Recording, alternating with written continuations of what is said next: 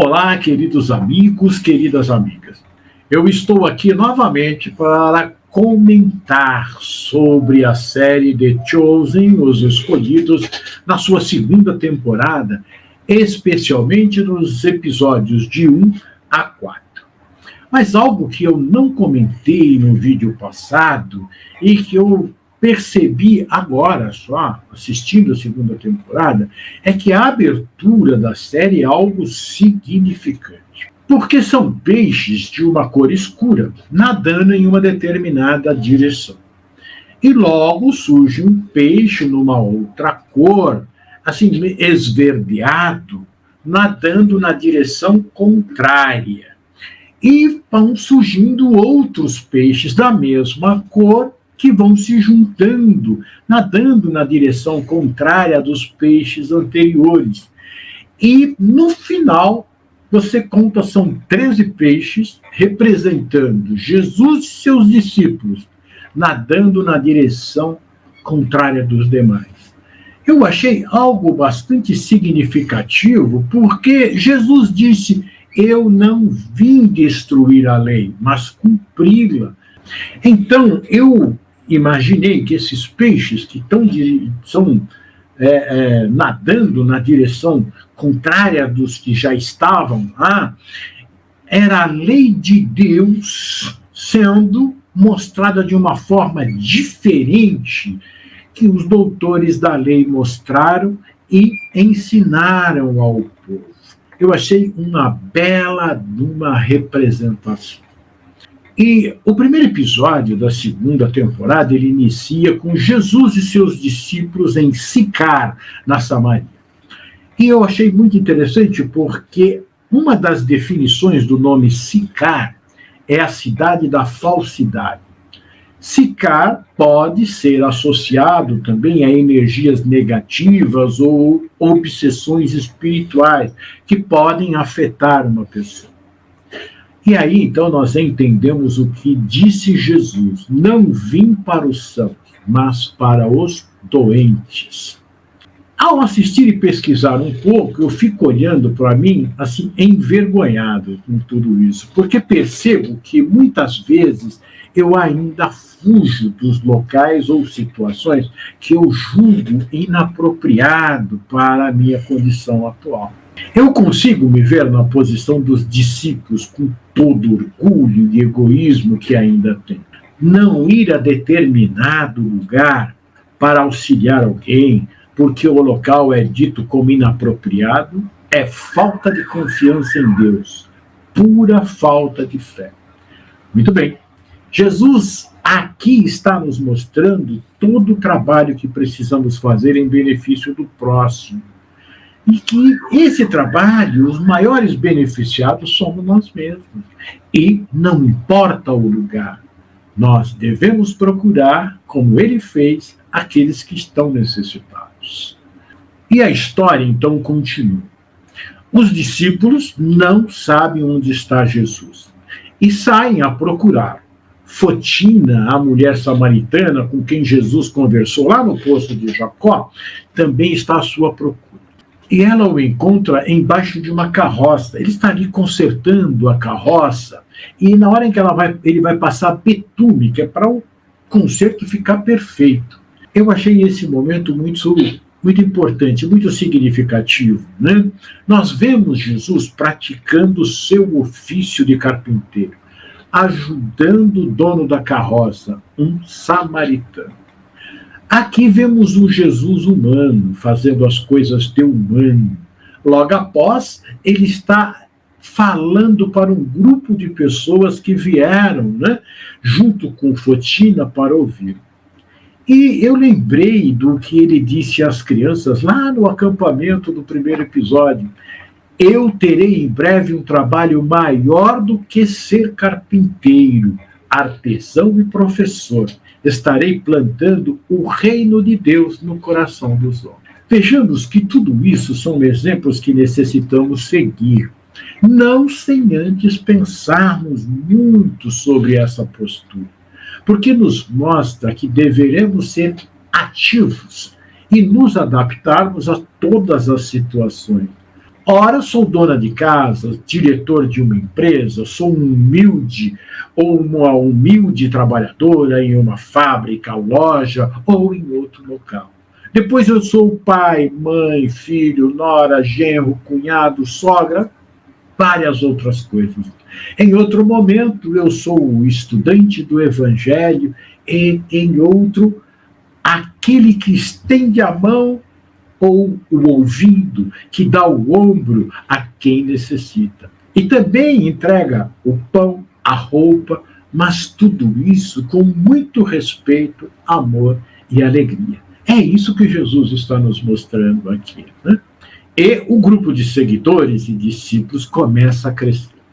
Tomé e Ramá, que eram os responsáveis pelo vinho e pela comida no casamento em Canaã, vêm para se juntar a ele.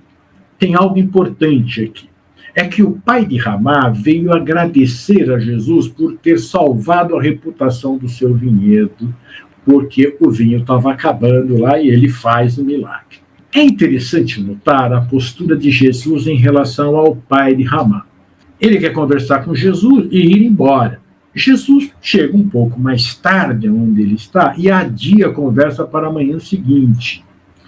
E só vai conversar com ele já na metade da manhã. A mim parece que é algo proposital. Para que ele, sinta um ambiente, pense e tome uma decisão. Pois ele foi muito sincero com Jesus. Ele veio, agradeceu, mas disse: não creio em você. Jesus lhe disse: eu peço muito daqueles que me seguem, mas peço muito pouco de quem não me segue.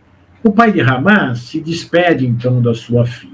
É um momento tenso e emocionante, porque o pai está se despedindo da filha e não entende o porquê ela quer seguir Jesus.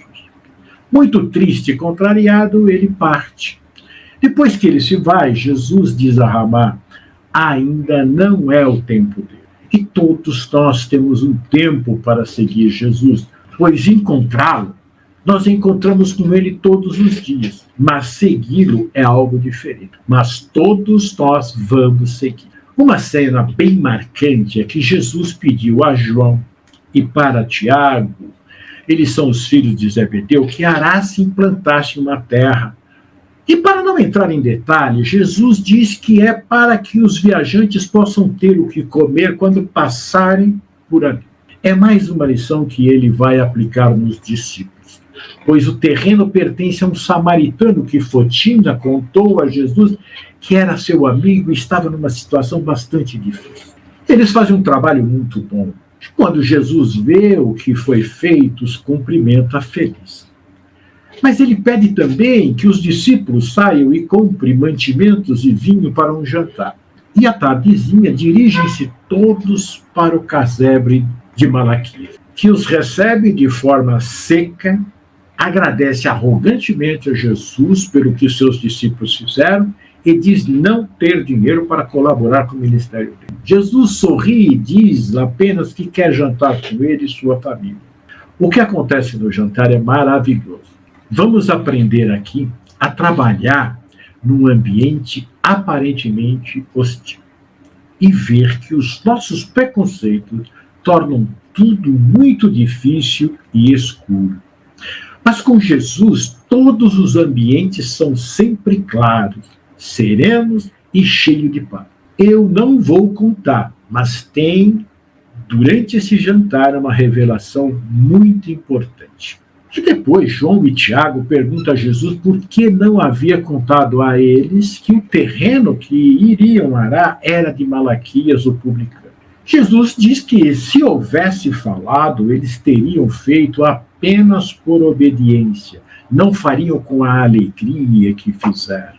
Repito, nossos preconceitos tornam tudo muito escuro e pesado. E os discípulos estão sempre, como nós, debatendo que não concordam com isso e aquilo. Prestem atenção para ver que parecem muito com o que fazemos. Nunca concordamos com os nossos líderes, seja os pais ou os chefes. Sempre temos uma ideia melhor, mais completa ou coisa parecida, não é? mais uma lição para guardarmos na mente e no coração. Quando Jesus, João e Tiago Maior estão conversando num lugar e um grupo de samaritanos xingam os 13 e atiram pedras nele. Jesus impede que os dois partam para a agressão. Eles não compreendem e dizem a Jesus que ele podia fazer cair uma chuva de raios e fogos em cima dele. Então Jesus explica a eles por que eles araram a terra de Malaquias. Porque o que eles estão fazendo aqui vai durar gerações. E ele diz, essas pessoas que vocês odeiam estão crendo em mim sem verem milagres. É a mensagem da verdade que está dando a eles essa crença. Jesus fala de forma enérgica com eles e diz que eles não são melhores que os samaritanos. E é por isso que eles estão ali. Eles se desculpam e Jesus pede para que eles o ajudem a mostrar o caminho, que sejam humildes. E, na verdade, esse é o chamado que ele faz para todos. E desse momento em diante passa a chamá-los de filhos do trovão. Eu fico pensando, onde estamos é o lugar certo, apropriado naquele momento. E devemos aproveitar para mostrar o caminho e caminharmos juntos com todos os que nos rodeiam. No segundo episódio, Eu Vi Você, eu confesso que eu me emocionei muito. Conta a história de Natanael, seu próximo discípulo. Ele tem uma personalidade forte, gosta de mandar, acha que tudo tem que ser feito ao seu modo, é um arquiteto, está construindo um muro. Enquanto discute com o seu superior, de forma arrogante, uma parte do muro cai e machuca alguém, mas sem gravidade. Mas ele está arruinado e fica desesperado. É assim que acontece com a gente, não é? Ou será só comigo? Estamos super seguros do que estamos fazendo, colocamos nosso orgulho acima de nossos atos e, de repente, tudo desmorona e ficamos perdidos, sem chão. Não temos no que nos apoiar, então caímos em profundo desgosto, desânimo e abrimos as portas à depressão. Pois é isso que acontece a Natanael, e é o que acontece com muitos de nós. E ele vai falar com Deus embaixo de uma figueira, clama e reclama, igual ao que fazer. Vejam a cena, porque é muito bela e significativa. E acompanhe para ver o que acontece depois. Mas o socorro divino sempre chega na hora certa. Vejam como são os caminhos de Deus. Prestemos muita atenção no desenrolar da história. Como nada acontece por acaso. Filipe, seguidor de João Batista, chega no acampamento de Jesus. E é grande amigo de Natanael, que mora em Cesareia de Filipe. Filipe é um homem culto, que conhece as Escrituras muito bem, segue João Batista, está acostumado à vida dura do deserto, às perseguições e é apaixonado por João. Quando encontra Jesus, traz notícias, sobre o seu primo e que veio para seguir, pois João o pediu. Jesus diz que ele será o mais experiente dos seus discípulos e diz a ele que pretende ir em Cesareia. E Filipe fica muito feliz e diz ao mestre que, se tiverem tempo, ele irá encontrar um grande amigo. Filipe vai ser muito importante para Mateus, porque os demais discípulos não gostam dele, porque ele era cobrador de impostos, um publicano. E diz para ele algo que eu achei muito importante. Quando eles te perturbarem, lembre-se de que as pessoas lá fora querem nos definir pelo nosso passado, pelos nossos erros. Todos da sua antiga vida estão jogando um jogo diferente de você. Isso ocorre muito. Mesmo que tenhamos abandonado a postura anterior e estejamos caminhando em uma outra direção, com uma outra postura, somos ainda julgados pelo nosso passado. Não há compreensão sobre a mudança que estamos fazendo, nem perdão pelos nossos erros. Jesus disse em determinado momento que escolheu cada um, não por suas aptidões, mas porque cada um tinha algo a dar ao outro. Os aprendizados não param. Continua a dificuldade do grupo por não terem um planejamento, não sabem quanto tempo ficam em determinado lugar, nem para onde irão em seguida. Eles pela manhã arrumam tudo, pois não sabem se Jesus vai permanecer ali ou ir embora. Jesus manda sempre pegar bastante lenha. Se for embora, deixam para o próximo viajante. Isso é interessante porque vivemos dentro de padrões pré-fixados. E nos chateamos quando o nosso planejamento sofre modificações. Criamos uma rotina e queremos segui-la a todo custo. Queremos saber de antemão tudo, ter tudo sob controle, o que não está acontecendo com o grupo, e todos se sentem perdidos. Mas Jesus está ensinando algo a eles, que vamos descobrir mais tarde. O mestre não nos dá todo o ensinamento de uma vez. Ele vai nos dando aos poucos para que consigamos refletir e colocar em prática. Simão vai a Jesus como representante do grupo expor o assunto. Depois que explica a Jesus a dificuldade de todos, Jesus pergunta a ele o que sugere com muita naturalidade.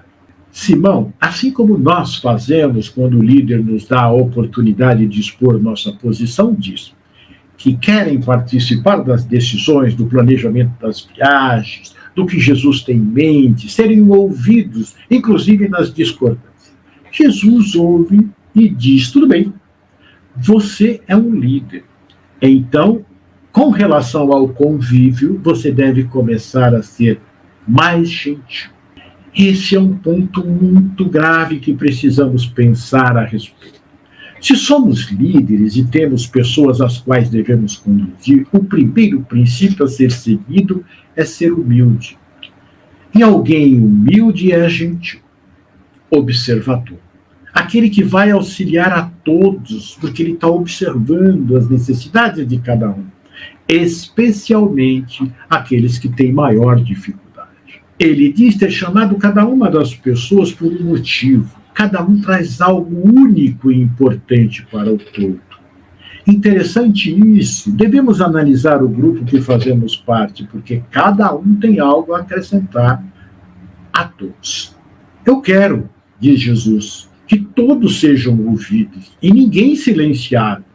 E eu fico pensando que às vezes quero dizer algo e que sigam sem questionar. E Simão diz que tem alguns que pensam pequeno e acabam atrasando os outros. A resposta é magnífica. Jesus diz, se tem pessoas atrasando as outras, vá mais devagar. São lições importantes para nós gravarmos, não é? Dentro do nosso ser. Quando chegam a Cesareia, Filipe encontra Natanael em estado crítico e o convida a conhecer Jesus, afirmando que ele é o Messias. Natanael vai conhecer Jesus na companhia de Filipe. Jesus, ao ver Natanael, diz que ele é um homem onde não existe falsidade. Ele acha estranho e pergunta a Jesus de onde ele o conhece. Jesus diz que o conhece antes que Filipe lhe ter chamado para vir e ver. Durante o seu pior momento, em que estava sozinho, eu não escondi de ti o meu rosto. Eu vi você, debaixo da figueira. Natanael está paralisado e reconhece Jesus como o Messias. Jesus lhe diz que você verá coisas maiores do que essa. Como Jacó, vocês verão o céu se abrir e os anjos de Deus subindo e descendo sobre o Filho do Homem. É um episódio que realmente merece ser visto com muito cuidado. No terceiro episódio, nós temos lá Mateus, capítulo 4, versículo 24. Dá uma lida nesse versículo que você vai entender direitinho. Eles estão em uma cidade e uma grande quantidade de pessoas vem ver Jesus. São doentes do corpo e do espírito. Mas tudo é novo para os discípulos. Todo dia algo diferente. E eles não estão acostumados a lidar com situações assim. Eles se preocupam com a segurança de Jesus. Têm suas atividades no acampamento e se revezam entre, naquele dia, cuidar da fila, pegar a lenha, preparar a comida e ajudar na organização geral do acampamento. E eles discutem muito sobre várias questões. o que é muito natural para aqueles que estão seguindo um caminho novo e não têm noção desse caminho. Então, as dúvidas são enormes. Ora, mesmo nós sabendo o que estamos fazendo e por quê, temos várias perguntas. Imaginem eles. Uma delas, muito interessante, é o que nos mostra uma verdade incrível e é levantada por João. Porque apesar de seguir Jesus, verem os milagres que ele faz, tinham dúvidas. E ele pergunta por que as Escrituras diziam coisas que aparentemente não batiam com o que eles estavam vivendo. E nós somos bem assim. Tudo está debaixo dos nossos olhos. Participamos, mas não compreendemos. Quando buscamos a compreensão nos escritos, não estão exatamente como a realidade se apresenta. Aí gera dúvida. E ou continuamos a seguir para ver o que vai dar, ou desistir. E ele pergunta para o grupo, mas o Messias não viria quando todos fossem santos? E gera uma discussão. Quando Maria de Madalena diz algo maravilhoso. E vamos gravar isso. Não acho que ele esteja esperando que sejamos santos. Ele está aqui porque não podemos ser santos sem ele. Eu achei essa colocação maravilhosa porque é a pura verdade. Ele veio nos mostrar o caminho e como caminhar, não é isso? Outra situação que é muito corriqueira entre nós, seres humanos, em evolução, é Tiago Menor, que tem um defeito em uma das pernas. Ele diz que as pessoas estão crendo em Jesus porque ele está curando-as. E Tomé, indelicadamente, pergunta a Tiago Menor, por que ele não curou você? Como você se sente vendo todos serem curados e você não? Ele responde, assim, meio atrapalhado, né? Que ainda está tentando entender como se sente em relação a tudo isso. E essa resposta ele vai ter mais à frente, dita por Jesus. O que eu vejo como importante aqui é que Tiago Menor não desistiu, nem questionou Jesus sobre isso. Eu fico imaginando qual seria a minha posição diante de uma situação como esta. Será que eu teria a mesma posição que Tiago? É uma situação importante que merece nossa reflexão. Mais tarde veremos o porquê de tudo isso. Tem algo que também me emocionou e preencheu as lacunas que existiam em minha cabeça, pois não basta algumas explicações que vejo nas pesquisas ou palestra dada por pessoas confiáveis, não basta a religião me mostrar esse tipo de coisa. Eu não sou como Tomé, mas gosto de me certificar daquilo que recebo. E foi uma grata surpresa essa situação estar colocada nesta série. É ver Maria, mãe de Jesus, estar sempre comigo. E nesse episódio, ela chega ao acampamento. Ela participa dos momentos de seu filho. Ela sabe qual a sua missão e o que vai ocorrer no futuro. Participa do grupo ativamente. Um momento sublime quando os discípulos pedem para que ela conte sobre Jesus. E ela fala como foi o seu nascimento e algumas peripécias mais. Não vou dar spoiler porque é muito bonito. Os discípulos estão conversando e a todo momento perguntam quando ele vai terminar de atender, pois já é noite e nada de Jesus voltar. Em determinado momento, eles estão conversando sobre como o Messias iria libertar-nos do jugo romano. Mateus comenta algo e principalmente Simão, André, João e Tomé partem para um ataque com palavras violentas contra Mateus. Literalmente, o grupo não gosta de Mateus, exceto Filipe e as mulheres. Falam sobre ele ser publicano, traidor, e quando estão no auge da fúria, vem um vulto vindo cambaleante. É Jesus que vem chegando muito cansado. Dá boa noite e vai direto para a sua tenda, seguido por sua mãe, que vai cuidar dele. E ele já chega fazendo uma prece de agradecimento a Deus. Esta cena é maravilhosa e o acampamento fica em profundo silêncio, pois enquanto ele trabalha exaustivamente, os outros discutem suas diferenças. Um é amor e está curando e confortando as pessoas. Os seus seguidores estão brigando entre si por diferença entre eles. Será que hoje não vivemos assim também? Então, o que Maria Madalena falou é a pura verdade. Ele veio porque não podemos ser santos sem ele. E no nosso quarto e último episódio de hoje, chama-se A Oportunidade Perfeita. Ele é magnífico. Começa mostrando Jessé, irmão de Simão, o Zelote, caindo de uma árvore e ficando paralítico. Ele ainda é uma criança. Simão, o Zelote, vai se tornar discípulo de Jesus. Ele fica órfão logo depois de nascer. A sua mãe morre no parto. Ele vai ser um companheiro de Jessé, seu irmão, por longos anos. Mas como ele vê seu povo ser martirizado pelos romanos, que não tem qualquer consideração por eles, e os líderes de seu povo não fazem absolutamente nada, a não ser cuidar da lei e punir aqueles que descumprissem qualquer dos 613 mandamentos. Então ele decide ser um zelote e busca esse grupo para se tornar um guerrilheiro e atacar os romanos, e sai de casa e deixa Jessé sozinho. Jessé cresce e aí ele vai à beira do tanque de Betesda. Em volta do tanque estavam inúmeros paralíticos tentando a cura.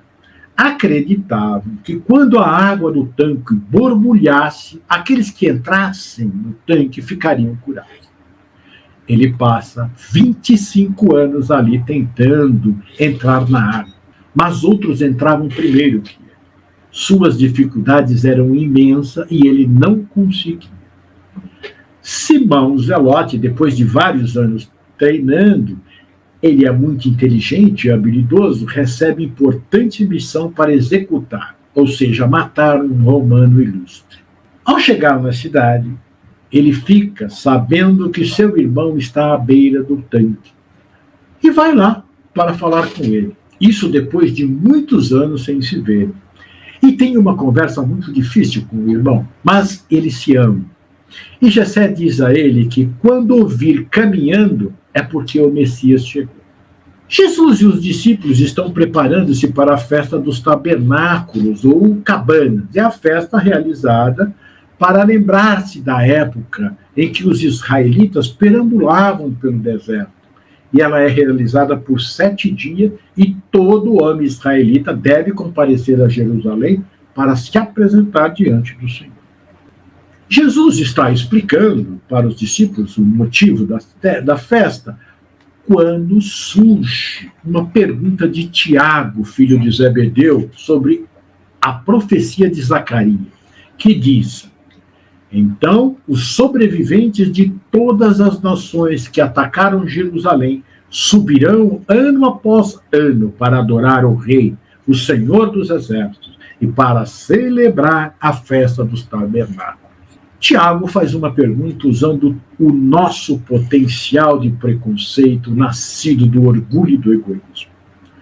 Um dia, nossos inimigos vão celebrar esta festa conosco? Os babilônios, assírios, romanos, judeus e gentios, nesta mesa? O que tornaria isso possível?